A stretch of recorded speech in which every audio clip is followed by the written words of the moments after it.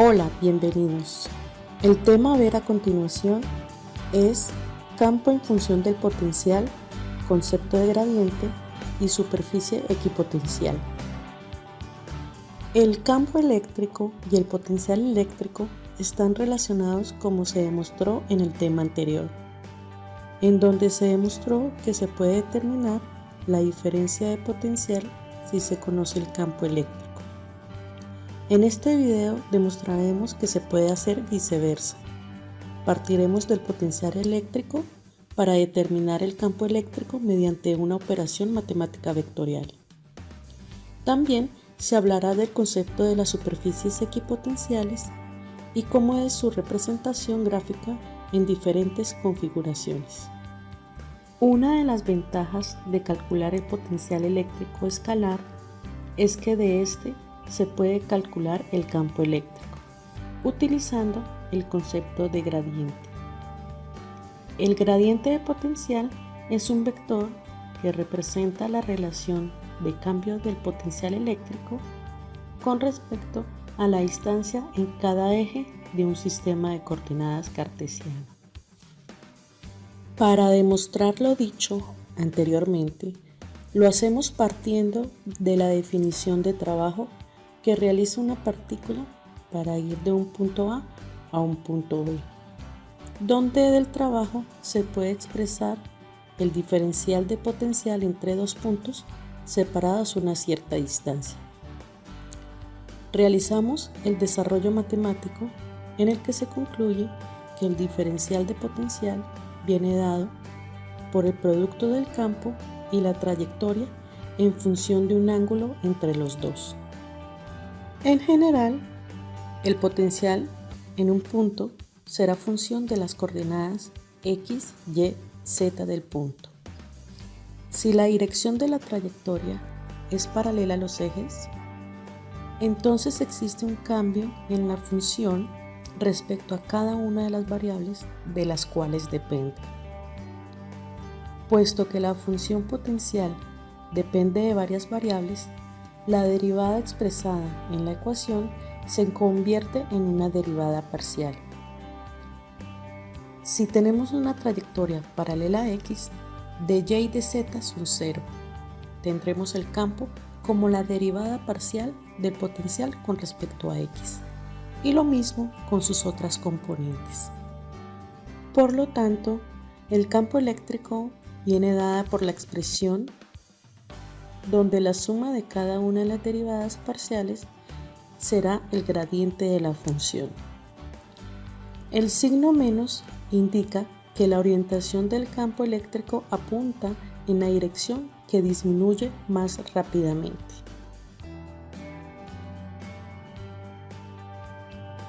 Como ejemplo, determinaremos el campo eléctrico de un anillo con densidad de carga lineal positiva. Primero, hallamos el potencial eléctrico en un punto P situado a una distancia x del centro del aro.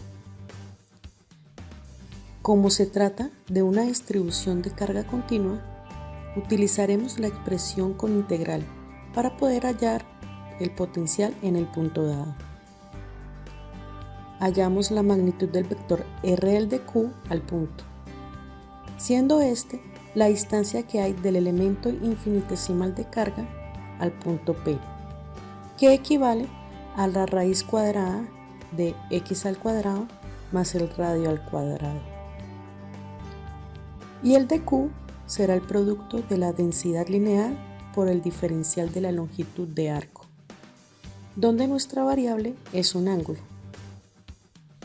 La variación del ángulo se da de 0 a 2π. Con esto obtenemos el potencial eléctrico en el punto P. Puesto que la función solo depende de x, los campos en el eje y y z serán 0. Y entonces, aplicando la definición del gradiente potencial, hallamos el campo eléctrico en x como la derivada del potencial con respecto a x. Realizamos la respectiva derivada, derivando la raíz, que sería menos 1/2, multiplicado por lo que tenemos a la menos 3/2. por la derivada interna, que es 2x. Simplificando, obtenemos el campo eléctrico en un punto situado a una distancia x del centro de un aro con radio r. Igual que se empleó la representación gráfica del campo eléctrico a través de las líneas de fuerza, se puede representar el potencial eléctrico mediante las denominadas superficies equipotenciales, que son el lugar geométrico de los puntos del espacio en los que el potencial tiene un mismo valor, es decir, la familia de superficies.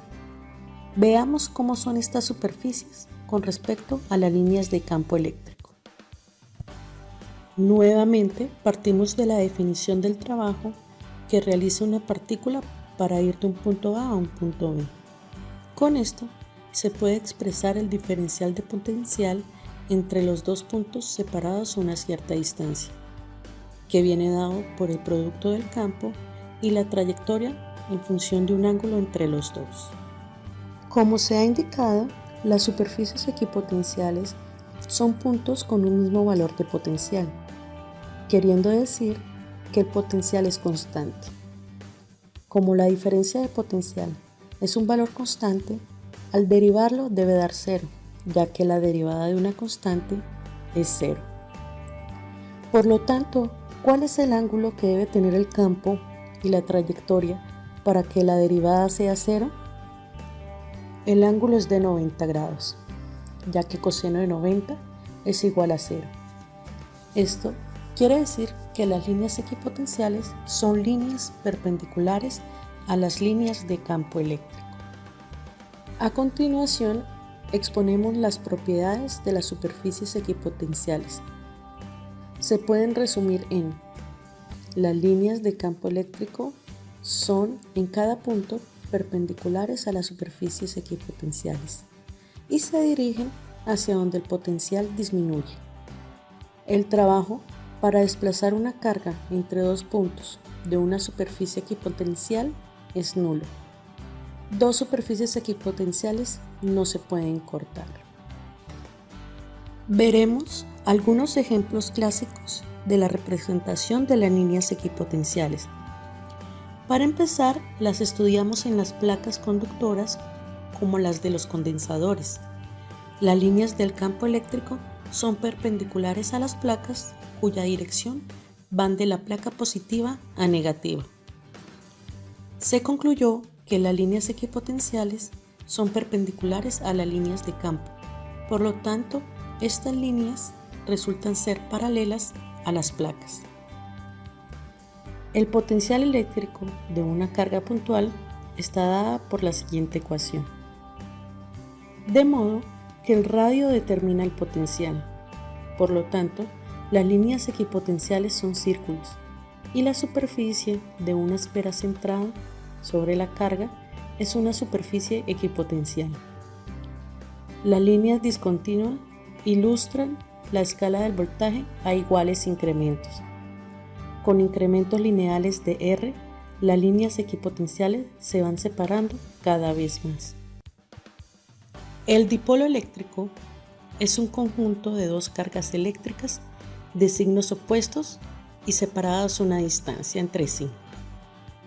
El potencial eléctrico de un dipolo muestra una simetría especular sobre el punto central del dipolo.